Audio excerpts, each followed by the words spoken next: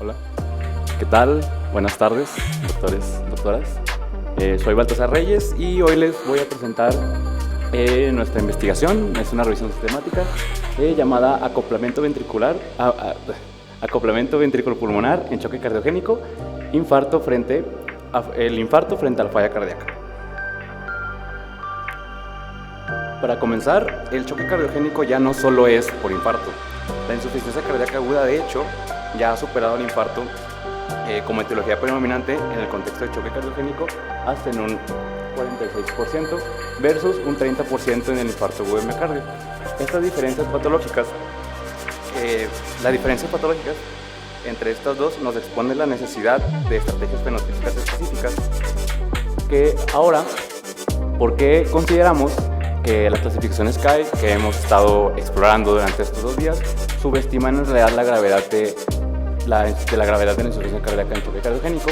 Y es que existe una paradoja hemodinámica en el que la insuficiencia cardíaca, la presión arterial puede estar completamente conservada mientras nuestro paciente ya está críticamente comprometido, está en un estado de shock oculto. Esto sucede en fases, sobre todo por la insuficiencia cardíaca que mi paciente ya tiene de tiempo atrás. Existe una adaptación neurohormonal en donde la angiotensina por fibrosis, la endotelina por vasoconstricción elevada y efectos catecolinérgicos elevados sostienen la presión sistémica artificialmente mientras estamos evaluando a nuestro paciente. Esto lleva a una hipoperfusión oculta, un compromiso tisular sin caída evidente de la TA hasta que exploramos a nuestro paciente, evoluciona a una congestión biventricular y esta transmisión pasiva de las presiones de encalamiento llevan a un aumento de la poscarga pulsátil del ventrículo derecho desproporcionada y mi ventrículo derecho, que ya por sí es vulnerable a la poscarga, se aumenta su vulnerabilidad. Este eje, ¿cómo pasamos del acoplamiento al colapso? La poscarga del ventrículo derecho aumenta de forma desproporcionada las resistencias vasculares periféricas en la insuficiencia cardíaca. Básicamente aumenta la tensión parietal de mi ventrículo derecho, pero como la pared de mi ventrículo derecho es tan delgada, ya no la puede tolerar y falla. En este caso, esa es la importancia de la evaluación de TAPSE, ¿no?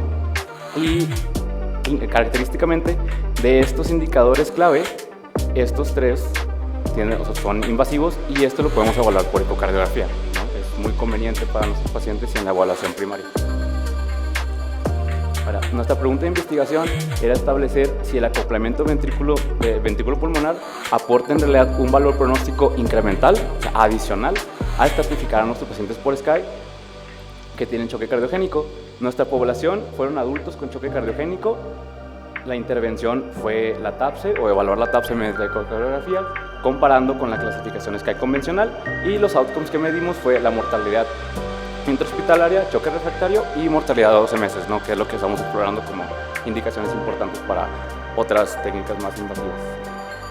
Fue un diseño sistemático de una revisión sistemática que incluyó 18 artículos, en el que nuestro pool de pacientes fueron 8,700, lo cual consideramos que es una muestra bastante importante. Para evaluar la calidad de la evidencia y las limitaciones, utilizamos GRADE, Newcastle, ajustamos para heterogeneidad, y la consistencia de estos artículos es que la asociación de la TAPSE se replica de forma direccional en 17 de 18 estudios, ¿no? Ese fue el flujo de selección de nuestros estudios, identificados 1,247 y al final calificaron 18. La TAPSE, el hallazgo principal de nuestro estudio es que la TAPSE se propone como un predictor pronóstico clave de la mortalidad de nuestros pacientes.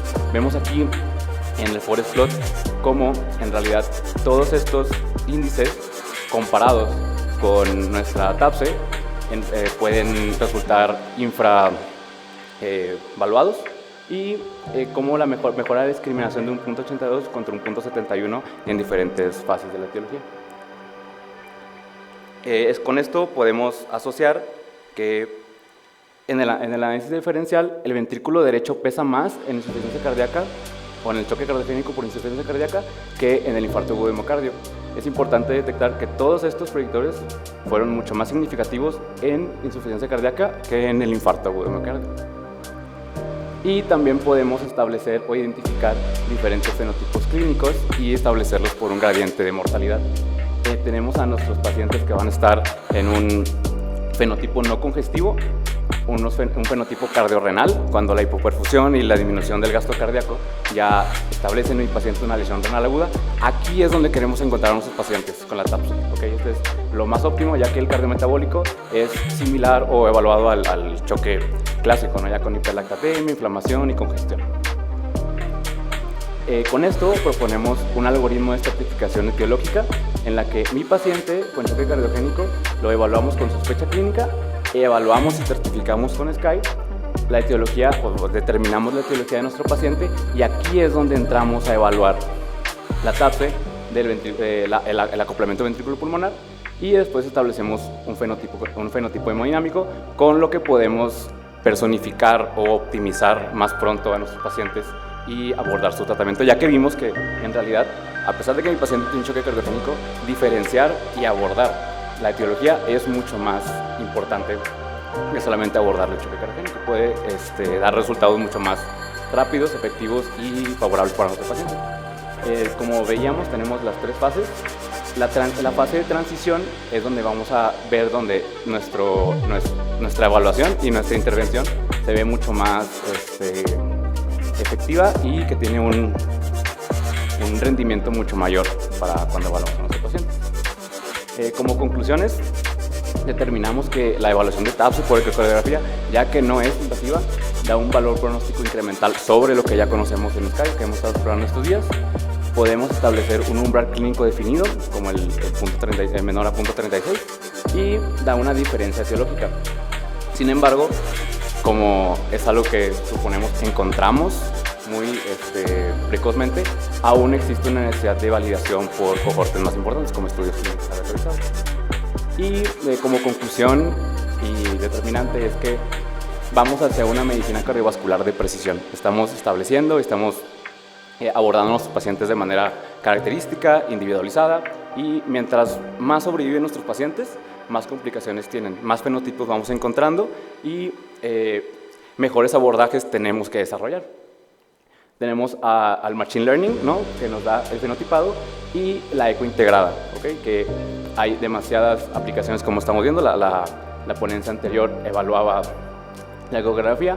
Tenemos un monitoreo multimodal para nuestros pacientes, y esto nos permite establecer algoritmos prospectivos para ellos, para personalizar sus terapias y establecer mucho más finamente qué paciente sí necesita, qué paciente requiere, qué paciente urgentemente quiere o necesita una intervención de este tipo. Y sería todo de mi parte. Muchas gracias.